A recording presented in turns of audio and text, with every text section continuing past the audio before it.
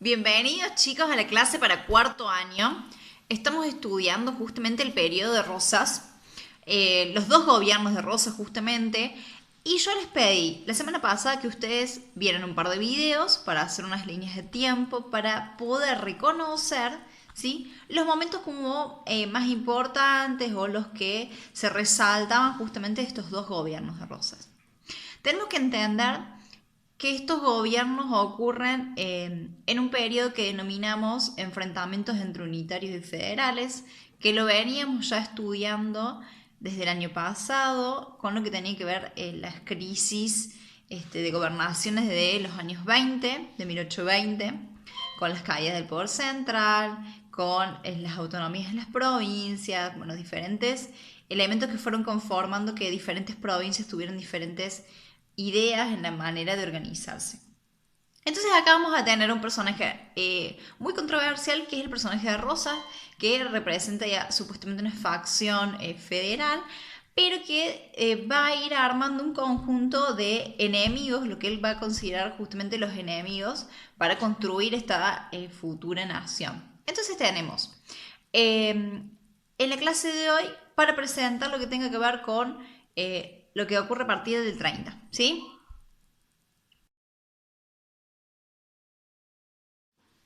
Bien, continuamos. Entonces, planteamos una situación de enfrentamientos entre unitarios y federales, que vamos a ver que los unitarios van a empezar a perder justamente su poder para fines de 1831. Esta pérdida de poder va a dar lugar justamente que todos los gobiernos de las provincias que tenemos justamente durante este gobierno de Rosas no tengan tendencia unitaria, sino que están representadas, digamos, con lo que es el gobierno de tendencia federal. ¿Qué es lo que va a pasar con los unitarios? No es que desaparecen, pero van a estar desarticulados, van a estar desvinculados de un mando en los territorios, no van a tener esa fuerza militar para poder justamente atacar. No significa esto que sea el fin de los unitarios, pero tampoco estamos cercanos al avance de una organización nacional, ¿sí? O sea, no podemos ni asegurar la desaparición del unitario, ni tampoco asegurar que con Rosas vamos a tener justamente lo que es la organización nacional, que era lo que siempre se apuntaba. Sí, lo que vamos a tener es un montón de alzamientos, ¿sí?, presentes durante esta época, motines, y que van a estar acompañados por esta gran ausencia que nosotros tenemos, que no hay constitución todavía, ¿sí? O sea, es algo que se está haciendo esperar.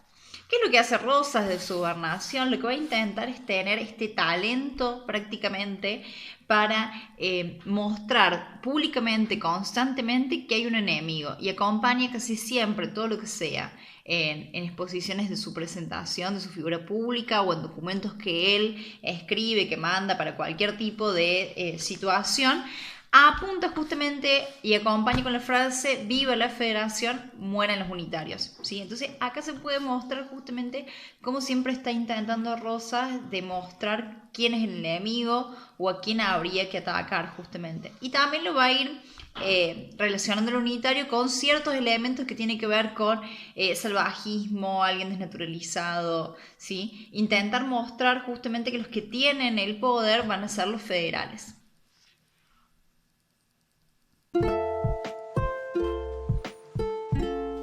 Durante el gobierno de Rosas, la propaganda política fue sumamente importante. De hecho, el color rojo fue adoptado como el color federal. Las vestimentas debían tener siempre una cinta roja, y las casas y monumentos tenían que adornarse también de ese color. Se intentaba hacer de la figura de Rosas una figura muy fuerte, es por eso que su imagen comenzó a aparecer en distintos soportes como platos, tazas, sombreros. Y uno de los símbolos más importantes que utilizó Rosas para defenderse de su oposición fue identificarse con un tipo de vestimenta particular. Se identificaba a los federales con el uso del poncho.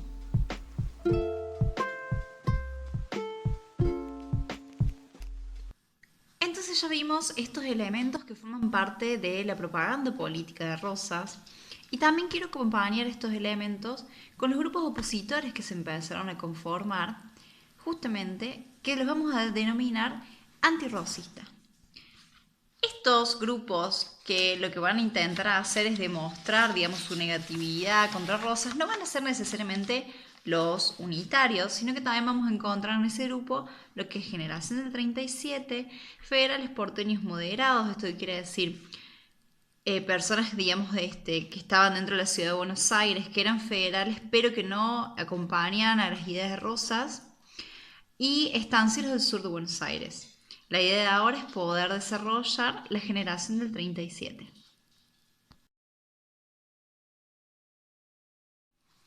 Generación del 37. Es muy común escuchar justamente esta frase, ¿sí? Dentro de lo que tiene que ver con el primer gobierno de Rosas. Y es re interesante analizar esta generación porque después los personajes de esa generación van a aparecer, ¿sí? Para ir conformando lo que va a ser el Estado-Nación. O sea, los volvemos a ver en escena. Lo escuchamos ahora a estos personajes y después vuelven a aparecer, ¿sí? Tiene que ver con un movimiento de intelectuales, de jóvenes universitarios, digamos, que se estableció en el año 37, ¿sí? Entonces se conformó en ese año.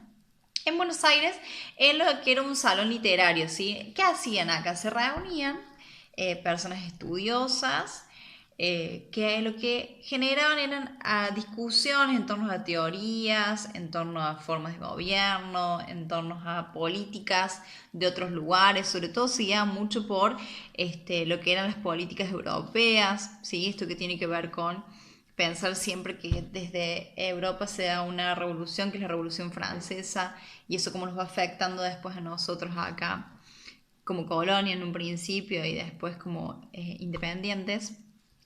¿Y qué va a pasar? Como este grupo se empieza a politizar muchísimo, Rosas ve un peligro en ello, ¿sí? Y disuelve ese salón. ¿Qué pasa? Se empieza a formar un encuentro clandestino entre estos estudiosos, intelectuales de la época, y van a formar la Asociación de la Joven Generación Argentina, ¿sí? Por eso después se le da el nombre de Generación del 37. ¿Qué personajes podemos encontrar acá? A Esteban Echevarría, Juan Bautista Alberdi, Juan María Gutiérrez, y que después se les van a ir agregando otros personajes que son reconocidos, que yo se los voy a nombrar y se van a dar cuenta enseguida, que son por ejemplo Sarmiento, Mitre, Fragueiro, Vicente López, un montón de personas que lo que les va a ocurrir es que pasa, están en la clandestinidad justamente generando estas discusiones.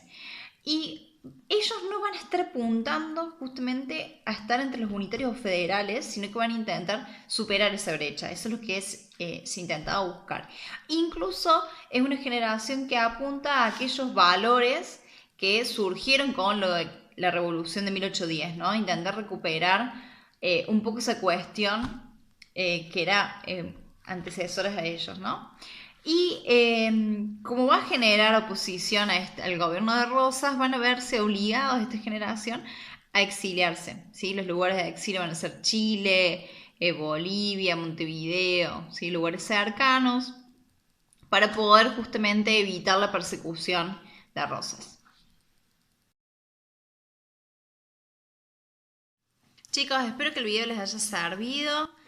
La verdad que los extraño un montón, espero que nos podamos reencontrar muy pronto. Les mando un gran saludo y quédate en casa.